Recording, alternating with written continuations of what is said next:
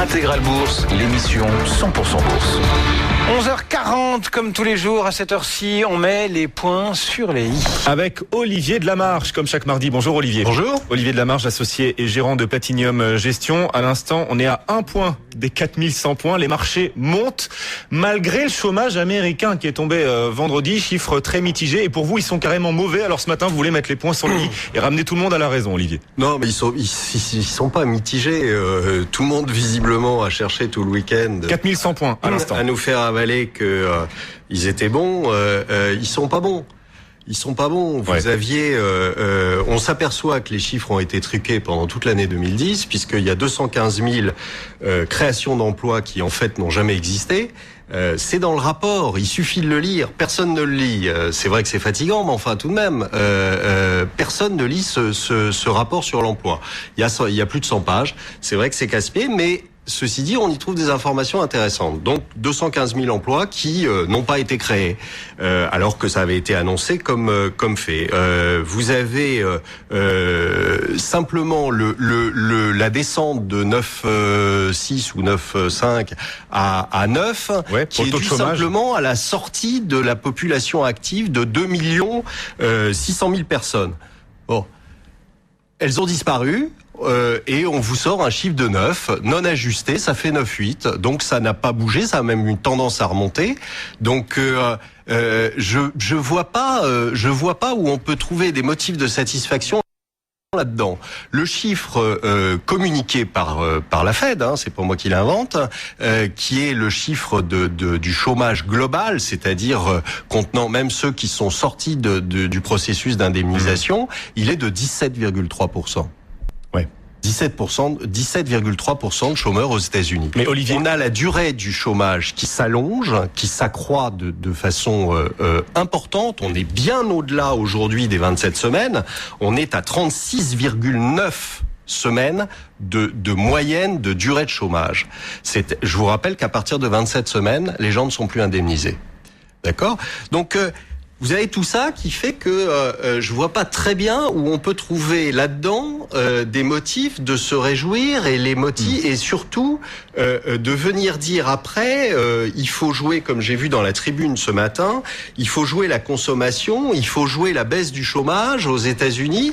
Baisse du chômage. Olivier Delamarche, le CAC en ce moment est à 4102 points, 4102 au moment où on parle. Le CAC était un peu depuis octobre 2008. Les marchés sont débiles, où il y a des gens derrière, d'après vous. Ils sont pas si on suit votre thèse, ils sont pas débiles. C'est que vous Alors avez, pourquoi ça monte? Vous avez. C'est pas un article de la Tribune qui fait monter le marché. Non, c'est pas un article de la Tribune. Vous avez aujourd'hui un garçon qui s'appelle Ben Bernanke, qui emmène gentiment l'économie mondiale dans le mur, qui s'en défend d'ailleurs, qui dit que il n'est pas du tout responsable de la hausse des matières premières et pas du tout responsable de la hausse des marchés, mais ça n'est que ça. Je veux dire, aujourd'hui, tout son quantitative easing passe dans les marchés.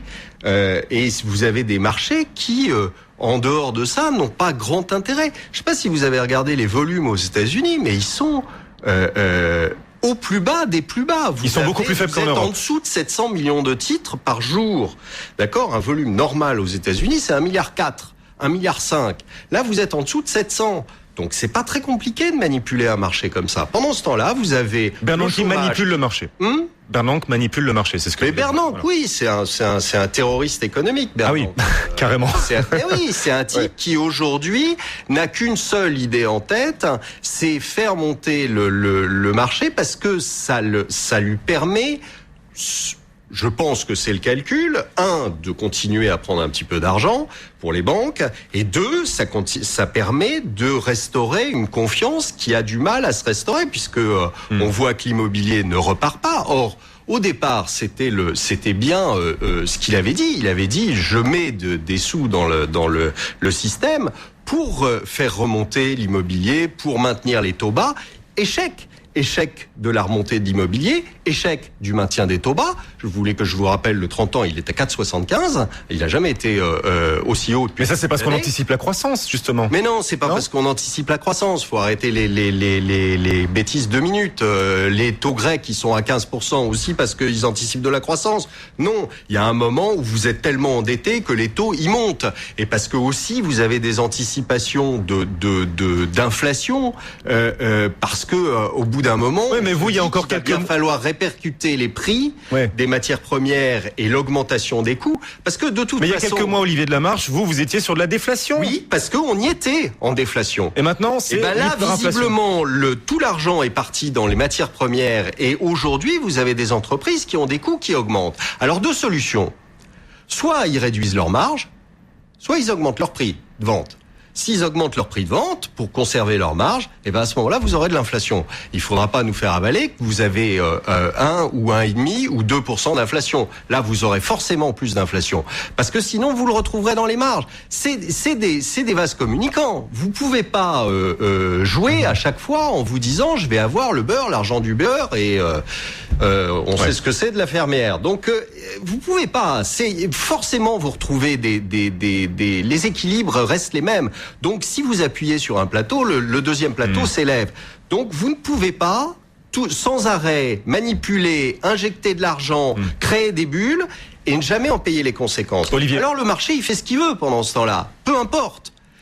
La seule chose que je vous dis, j'ai pas la date. La seule chose que je vous dis, c'est qu'on le paiera. Et à un moment, on le paiera très cher. Parce que on a aujourd'hui créé des bulles, on a créé des déséquilibres gigantesques. Les États ont récupéré toute la dette du monde. Et à un moment ou à un autre, il va falloir la rembourser, cette dette. Il va falloir la payer. Et les intérêts qu'on paiera à ce moment-là, c'est autant de croissance qu'on n'aura pas. C'est tout. Et ben voilà, Olivier, tous les mardis on vous retrouve pour remettre l'église sur la place du village, comme on dit chez les rugbymen et les gens du Sud-Ouest. Merci Olivier Delamarche, associé et gérant de Platinium Gestion. À mardi prochain. Le CAC